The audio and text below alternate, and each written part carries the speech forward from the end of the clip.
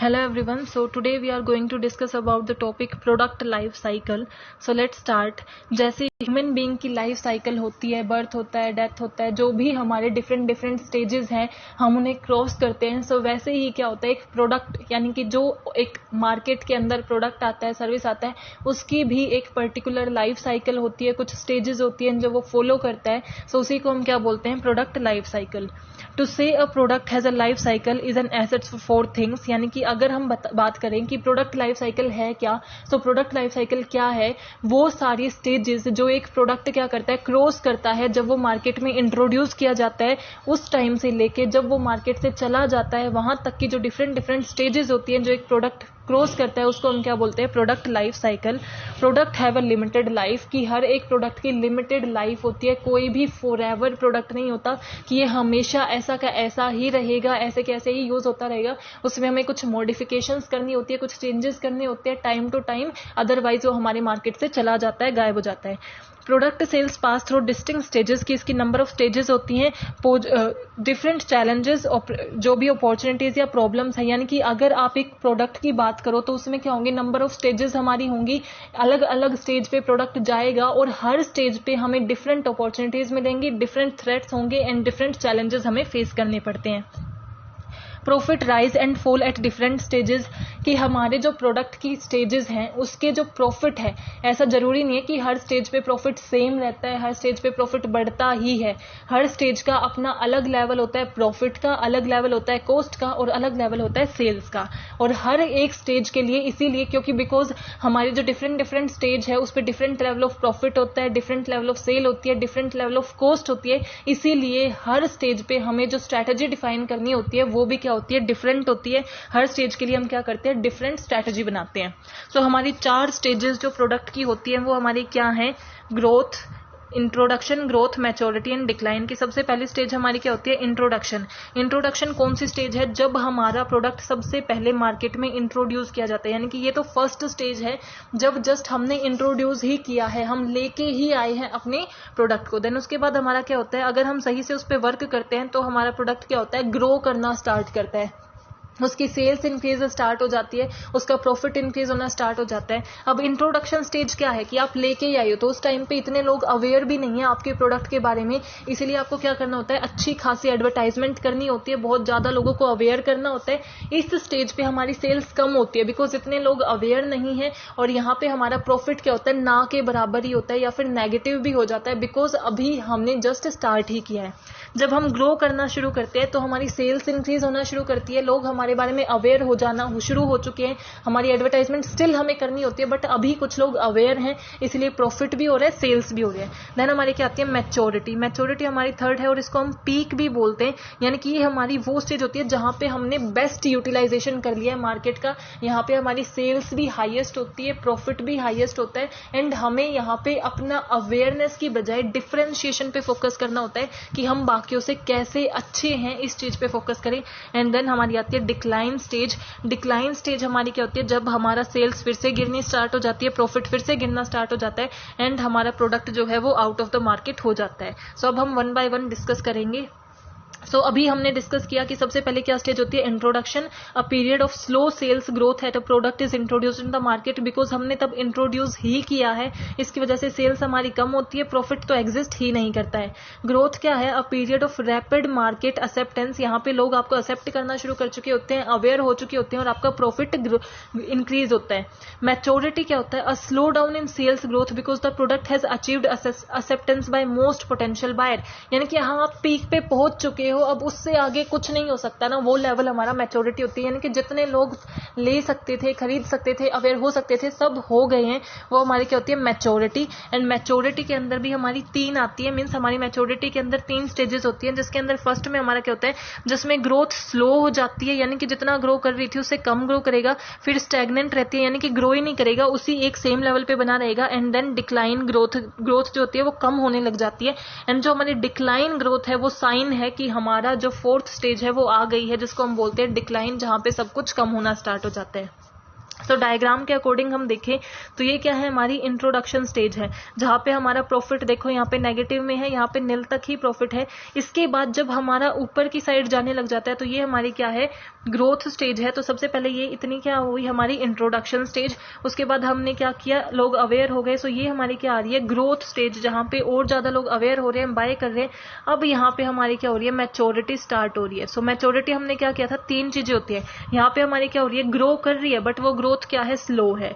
यहाँ पे हमारी वो स्टेगनेंट है, यानी कि उसमें कोई चेंज नहीं आ रहा। और यहाँ पे हमारी ग्रोथ डिक्लाइन होनी शुरू हो गई, यानी कि कम होनी शुरू हो गई। एंड जब हमारी ग्रोथ डिक्लाइन होनी शुरू हो रही है तो वो क्या साइन कर रही है कि हमारी क्या आ रही है, डिक्लाइन स्टेज आ रही है। सो आई होप आपको क्लियर हो रहा है कि ये क्या है, प्रोडक्ट लाइफ साइकिल कैसे है। और इसी के अकॉर्डिंग इसका प्रॉफिट है कि पहले नेगेटिव में है, देन हमारा प्रॉफिट क्या हो रहा है, राइज हो रहा है, फिर एक लेवल के बाद आने के बाद वो स्लो नीचे आना शुरू हो जाता है, एंड देन फिर से वो कम होना शुरू हो जाता है। सो ये हमारी क्या है, डायग्राम है प्रोडक्ट लाइफ साइकिल का। अब हमने क्या देखा कि नॉर्मली प्रोडक्ट की जो शेप होती है वो यही होती है, क्या, बेल शेप्ड टाइप। बट हमारा जो प्रोडक्ट लाइफ साइकिल है उसकी कुछ स्टेजेस ऐसी भी हो सकती हैं, कुछ शेप अलग भी हो सकती है कुछ प्रोडक्ट की। सो अलग कुछ और शेप्स हमारी क्या हो सकती है, जिसमें है growth slump, maturity pattern, cycle recycle pattern and हमारा स्कल्प्ड पीएलसी। सो इसमें हम 1 बाय 1 डिस्कस करते हैं। ये हमारे किन प्रोडक्ट के बारे में होती है, जैसे जो किचन के अप्लायंसेस होते हैं उनके हमारे क्या होते हैं, ग्रोथ स्लम्प मैच्योरिटी पैटर्न, यानी कि वो प्रोडक्ट इंट्रोड्यूस हुआ, ग्रो हुआ, एक मैच्योरिटी पे आया और उसके बाद कम होके एक स्टैग्नेंट उस पे बन गया, यानी कि सेम रह गया। सो जैसे ही हम कुछ किचन के अप्लायंसेस आते हैं, एकदम से उसकी डिमांड होती है, लोग उसे बाय करना शुरू करते हैं, ये स्टैग्नेंट क्यों हो जाता है। जो लेट अडप्टर्स होते हैं, कुछ लोग लेट अवेयर होते हैं उसके बारे में कि ऐसी भी कोई चीजें आई और उसके बाद में वो खरीदते हैं, लेट खरीदते हैं, जिसकी वजह से ये स्टैग्नेंट रह जाती है, कहीं मूव नहीं करती। उसके बाद हमारी क्या है, cycle recycle pattern. Cycle recycle pattern में क्या है कि एक बार वो प्रोडक्ट आया, उसका अच्छा खासा उसकी मीन्स क्या बनी, ग्रोथ हुई, देन वो डिक्लाइन हुआ, डिक्लाइन के बाद क्या किया उस कंपनी ने, उसमें थोड़ा सा चेंज किया एंड दोबारा से उस प्रोडक्ट को इंट्रोड्यूस किया, यानी कि चेंज के साथ वो प्रोडक्ट आ रहा है। सो उसकी वजह से एक और उसकी साइकिल बनेगी ऐसे ही, लेकिन जो सेकंड साइकिल बनती है वो पहली वाली से छोटी होती है, उसमें प्रॉफिट थोड़ा कम होता है, बिकॉज जो फर्स्ट टाइम आप इंट्रोड्यूस कर रहे हो वो बेस्ट होता है। ये हम किस चीज के लिए यूज करते हैं, जो डिफरेंट मेडिसिन में ड्रग्स यूज होती हैं, आपने एक मेडिसिन में यूज की, उसका अच्छा खासा साइकिल बना, उसके बाद दोबारा उसी को किसी में यूज करके लेके आ रहे हैं, सो उसमें जो चेंज है उसकी वजह से साइकिल छोटी होती है। एंड देन जो हमारी थर्ड होती है वो हमारी किस चीज के लिए होती है, जो हमारे प्रोडक्ट जैसे कि नायलॉन है, यानी कि वो क्या होते हैं, कॉन्टिन्यूसली चेंज होते रहते हैं, अलग अलग फॉर्म्स हम उनकी बताते रहते हैं, अलग अलग यूजेस में लेके आते रहते हैं। पहले हमने एक उसको क्लोथिंग में यूज किया, देन उससे वो साइकिल बनी, देन दोबारा डिक्लाइन होने से पहले ही नेक्स्ट साइकिल बन गई, क्योंकि हमने नेक्स्ट यूज इंट्रोड्यूस कर दिया, देन नेक्स्ट यूज, वो हमारी क्या होती है, ये different types of product life cycle की शेप्स हैं। सो वो क्या थी, growth slump maturity pattern, cycle recycle and scalloped PLC. Now style, fashion and fad life cycle. अब हमारे क्या होता है, स्टाइल, फैशन और फैड क्या है, कुछ ऐसी चीजें जो हमारी प्रोडक्ट की लाइफ साइकिल को इन्फ्लुएंस करती हैं और उससे हमारा प्रोडक्ट की लाइफ साइकिल बनती है। अब स्टाइल क्या होता है, स्टाइल वो चीज है which is basic and distinctive mode of expression of appearing, यानी कि जो आप एक्सप्रेस करते हो, मोड ऑफ एक्सप्रेशन है जो जिससे आप दिखाना चाहते हो कि आपकी पर्सनालिटी किस टाइप की है, आप कैसे हो, वो हमारा क्या होता है, स्टाइल होता है। और स्टाइल जो होता है वो रिलेटिवली लॉन्ग टर्म के लिए चलता है, ये लास्ट करता है, यानी कि हमारे मार्केट में रहता है, एनवायरमेंट में रहता है, ये लॉन्ग टर्म होता है। देन हमारा क्या आता है, फैशन। फैशन क्या है, जो करंटली स्टाइल जो फॉलो किया जा रहा है वो हमारा क्या होता है, फैशन। जो फिलहाल जो स्टाइल है उसको हम क्या बोलते हैं, फैशन। अगर फिलहाल जोगर पहनने का स्टाइल है तो वो हमारा क्या है, फिलहाल उस चीज का फैशन है। एंड देन हमारा होता है फैड। फैड क्या होता है, जो चीज एक बार इंट्रोड्यूस हुई, एकदम से वो बहुत ज्यादा पॉपुलर हुई, लेकिन उतनी ही जल्दी वो क्या हो गई, उसकी पॉपुलैरिटी खत्म हो गई। जैसे टैटू बनवाना, पियर्सिंग कराना, सो वो क्या हुआ, एकदम से इंट्रोड्यूस हुए, सबने बनाने शुरू किए और तभी से वो क्या हो गए, एकदम ही वो डाउन भी हो गई। सो वो हमारा क्या होता है, फैड। फैड जो है वो हमारा ज्यादा इंपॉर्टेंट नहीं होता कंपनीज के लिए, बिकॉज वो आता है, कुछ ऐसी स्मॉल कंपनीज होती हैं जो उनका बेनिफिट उठाती हैं और वो चली जाती हैं। बट हमारा जो स्टाइल एंड फैशन है वो मोस्ट इंपॉर्टेंट होता है प्रॉफिट को गेन करने के लिए।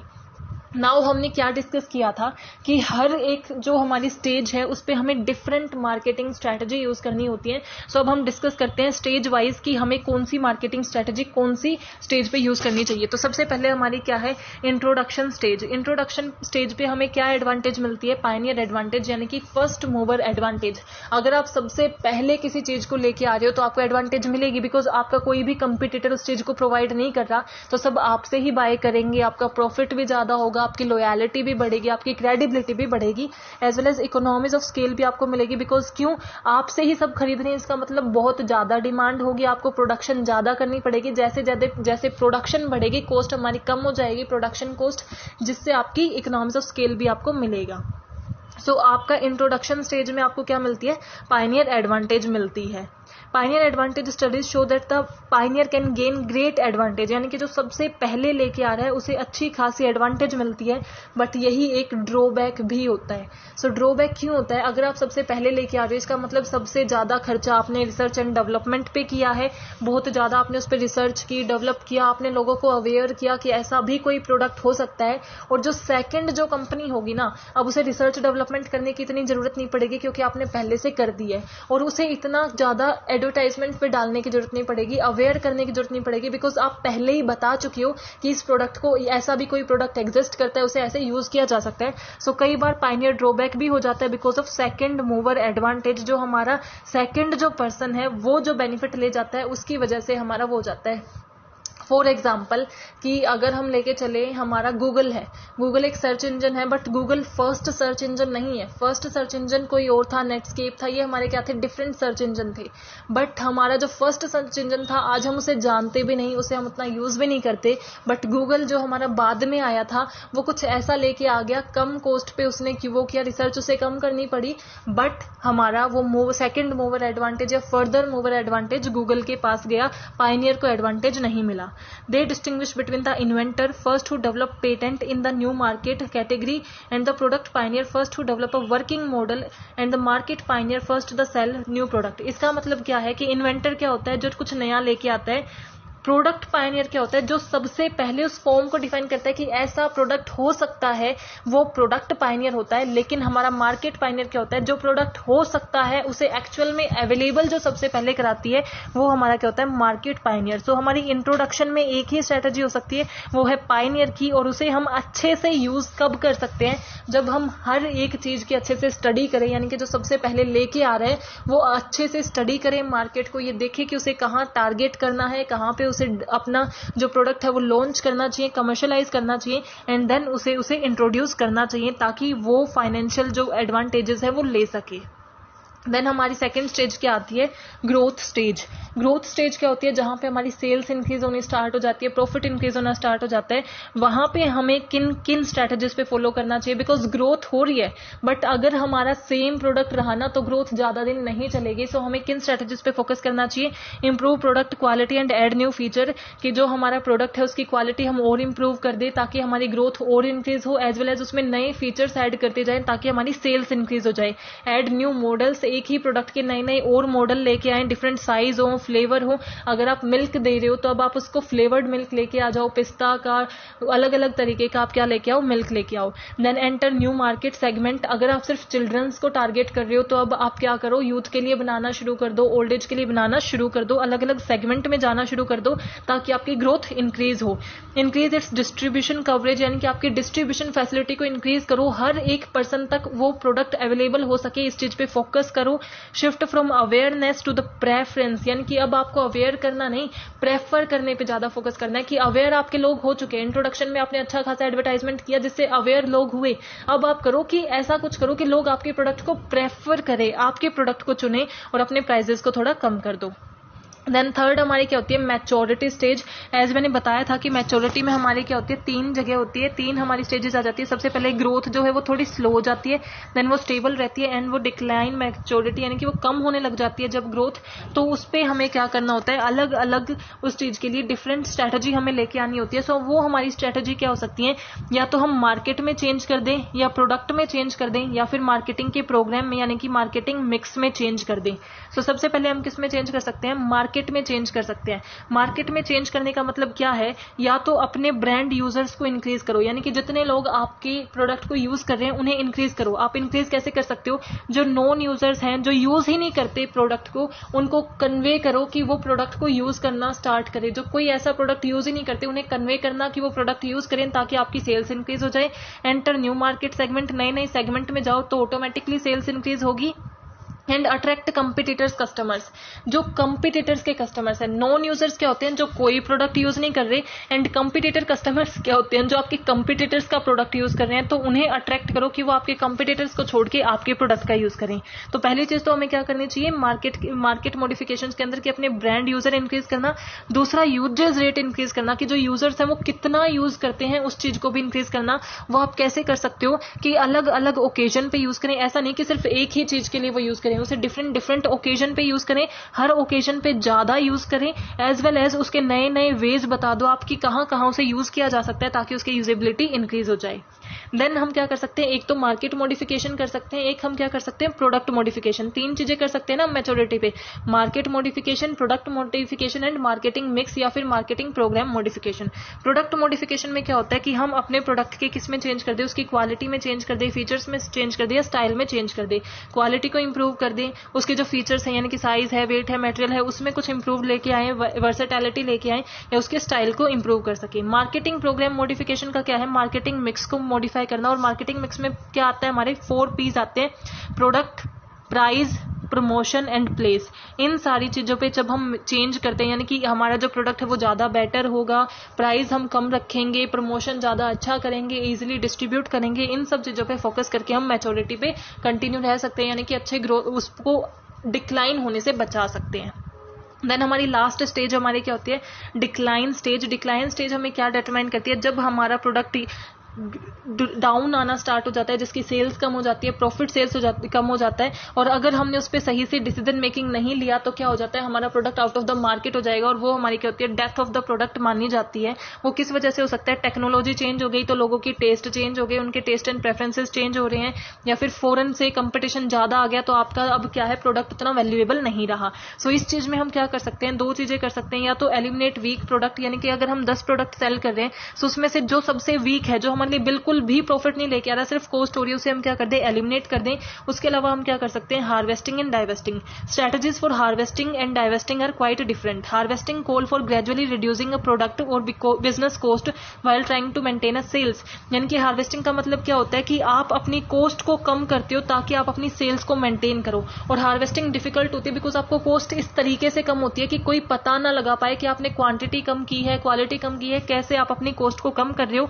और डाइवेस्टिंग का मतलब क्या होता है कि जब आप क्या करते हो, उस प्रोडक्ट को बंद कर देते हो, यानी कि उसे बिल्कुल ही उस, या तो आप ये सोचोगे कि उस प्रोडक्ट, बिकॉज अगर आप इस स्टेज पे जहां पे आपका डिक्लाइन कर रहा है तो बहुत मुश्किल होता है आपको उस प्रोडक्ट को कंटिन्यू करना, बिकॉज वो आपके लिए क्या हो जाता है, रिस्की हो जाता है, लॉस आपको बियर करने पड़ेंगे। And divest a product with strong distribution and residual goodwill, it can probably sell it to the another firm. या तो हम उसे बंद कर दें या फिर क्या कर दें, किसी और फर्म को सेल कर दे, वो हमारे क्या होता है, divesting the product. So I hope you are clear with this topic. If you have any doubt please mention in comment section. Thank you, keep supporting.